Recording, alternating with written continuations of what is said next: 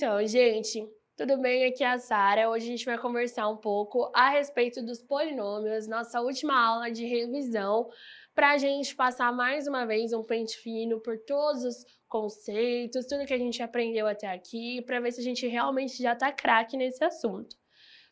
Gente, a primeira coisa que a gente aprendeu aqui foi as definições de alguns conceitos dentro desse assunto dos polinômios.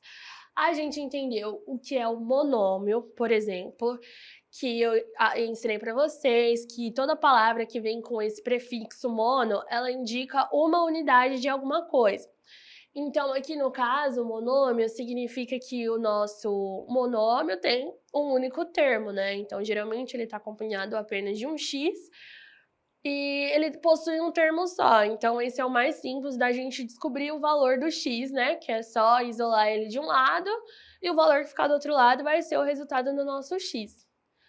A gente aprendeu também a respeito do binômio, a mesma situação do prefixo, que toda palavra com esse prefixo bi, que eu comentei com vocês lá, dei o exemplo da palavra bicampeão, ele indica duas unidades, então é sempre o que tiver multiplicando por 2. Aqui no caso é o nosso binômio que possui dois termos, então já vai ser um pouco mais complicado da gente identificar o valor da nossa incógnita, mas ele tem dois termos. O trinômio, que é a mesma situação, é o prefixo tri, que indica 3, e aí, no caso, é um polinômio de três termos. E o polinômio, o prefixo poli, ele indica muitos, vários. Então, acima de 3, a gente já pode chamar de polinômio. Se tiver 4 termos, 5 termos ou 20 termos, a gente já pode chamar de polinômio, certo? Então, a gente passou para a parte das operações com polinômios. Aqui já dificulta um pouco, a gente já tem que começar a prestar mais atenção em alguns outros detalhes, mas eu imagino que vocês tenham saído muito bem. A gente aprendeu um pouquinho sobre a soma dos polinômios, que a gente tem sempre que somar cada termo com o seu par, com o que combina. Então, o x eu vou sempre somar com o que for x, o x ao quadrado com o que for x ao quadrado, o y com o y. A gente tem que prestar bastante atenção nesses mínimos detalhes, porque eles fazem toda a diferença no final da nossa equação. A gente conversou um pouquinho também sobre a subtração dos polinômios, que é o mesmo esquema, a mesma situação. A gente tem que prestar bastante atenção nas incógnitas, principalmente. E aí a gente veio para a divisão dos polinômios. Na divisão, eu vou voltar aqui um pouco com vocês. Vocês lembram que a gente aprendeu a respeito desses termos aqui, né? Essas definições. Onde geralmente, na maioria das vezes, o meu P de x é o meu polinômio em questão. O meu D de x é o divisor, é o que fica aqui dentro dessa chavinha. O meu Q de x é o meu quociente, que ele fica geralmente embaixo da chave. E o R de x é o resto, é o que sobra da nossa divisão quando ela não é exata, certo? Então, eu trouxe esse exemplo aqui para vocês. A gente viu que 4x elevado à terceira potência menos x ao quadrado mais 2 dividido, né? Aqui é o nosso divisor, por x ao quadrado mais 1, vai ter esse resultado como Q de x, como quociente, 4x menos 1, e esse resultado aqui como o resto da nossa divisão, é o que sobra, que é o menos 4x mais 3. E aí, eu trouxe uma outra definição para vocês, para deixar um pouquinho mais claro que o nosso P de x, ele é a mesma coisa que eu multiplicar o quociente pelo divisor e somar com o meu resto. Então, eu multiplicando 4x menos 1 por x ao quadrado mais 1 e somar com menos 4x mais 3, vai dar justamente o meu polinômio do início, que é o 4x elevado à terceira potência, menos x ao quadrado mais 2. Então, essa é uma formulinha que vocês vão poder sempre utilizar, é uma definição que vocês sempre vão poder usar nos exercícios de vocês. E aí, então, a gente partiu para multiplicação, que nesse caso, eu acredito que é o exercício que vocês mais vão utilizar nos vestibulares, nas provas, é o que vocês sempre vão tratar e que é imprescindível de vocês aprenderem a respeito da propriedade distributiva. Vocês sempre vão ouvir falar disso na matemática, vocês sempre vão trabalhar com esse processo.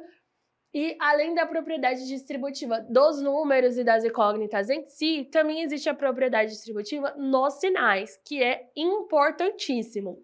Então, aqui a gente viu que, se eu multiplicar o meu A com B, vai ser AB. E se eu multiplicar o meu A com C, vai ser AC. E a soma desses dois, do AB e o AC, que vai ser o resultado da minha multiplicação, certo? E aí aqui eu coloquei, detalhei mais para vocês a respeito das regras de sinais. Então a gente viu que o mais multiplicado com o menos é menos, o mais multiplicado com o mais é mais, o menos com o menos é mais e o menos com mais é menos. E isso aqui, gente, é muito importante. Vocês não podem esquecer disso aqui por um segundo sequer, porque vocês sempre vão usar dentro da matemática. Aí, trouxe esse exemplo para vocês, onde eu tenho os meus dois polinômios, o q de x e o d de x, e a gente precisa fazer a multiplicação deles. Mais uma vez, a gente aplica a nossa regra distributiva, então eu vou fazer o 2x por x, 2x por menos 1. Depois, o menos 5x por x e o menos 5x por menos 1. E por último, o menos 1 por x e o menos 1 por menos 1. Vai me dar esse polinômio bem grandão. E agora é a situação que eu falei da soma e da subtração. É só a gente combinar o parzinho. O meu x elevado à terceira potência vai estar sozinho porque não tem nenhum outro termo elevado à terceira potência. O meu x ao quadrado com x ao quadrado eu combino, é só eu fazer a subtração. O meu x com x é só eu fazer a soma ou a subtração.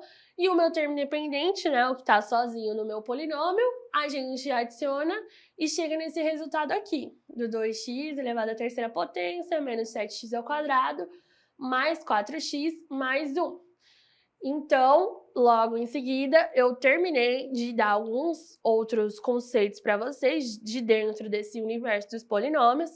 A gente falou um pouquinho da raiz, que ela é o valor do x quando o nosso polinômio é igual a zero. Então, eu trouxe aqui para vocês esse exemplo aqui, que é o x ao quadrado menos 4x menos 12, e aí a gente calculou juntos o valor desse polinômio, quando o x é 3, quando o x é 6 e quando o x é menos 2. E a gente chegou na conclusão que dois desses valores para x são raízes desse polinômio. Então, existe o polinômio que ele tem mais de uma raiz, certo? Por isso que ele é um polinômio de segundo grau, como vocês podem ver aqui. Então, a gente já sabe que este polinômio vai ter sempre duas raízes, o x1 e o x2, certo? Aí, a gente tratou um pouquinho da fatoração. Fatoração, ela traz algumas regrinhas que, apesar de serem um pouco complexas, a gente entende lá na frente que elas servem para facilitar no nosso cálculo. Então, a gente chega nessa formulinha aqui, que o a mais b elevado ao quadrado vai dar esse polinômio bem grandão aqui, que o a menos b elevado ao quadrado vai dar esse aqui, e a multiplicação do a menos b por a mais b vai dar nesse polinômio aqui. A gente fez o cálculo deles, a gente tomou como verdade que realmente essa igualdade ela é válida, certo? Então, eu trouxe para vocês também alguns dos principais conceitos tratados nos vestibulares depois do ensino médio, né? Que é o monômio, o binômio, o trinômio, o polinômio, geralmente para eles verem se vocês realmente conhecem a diferença desses termos. O grau de um polinômio a gente aprendeu a calcular. O valor numérico de um polinômio, que é simplesmente o resultado dele, quando a gente sabe o valor do x, do y e por aí vai. A raiz de um polinômio, que a gente acabou de revisar, o que é a raiz, quando o valor do nosso x substituído na equação vai dar zero. As operações entre os polinômios, né? A soma, a subtração, multiplicação e divisão. E aí agora, gente, esses são os principais assuntos dentro do nosso tema dos polinômios. É tudo que a gente precisa saber até aqui. Eu espero que vocês tenham se exercitado bastante, que vocês tenham feito todos os exercícios, que vocês possam tirar a dúvida de vocês, certo? E muito obrigada por acompanharem a aula até aqui. Até o próximo tema, gente. Tchau!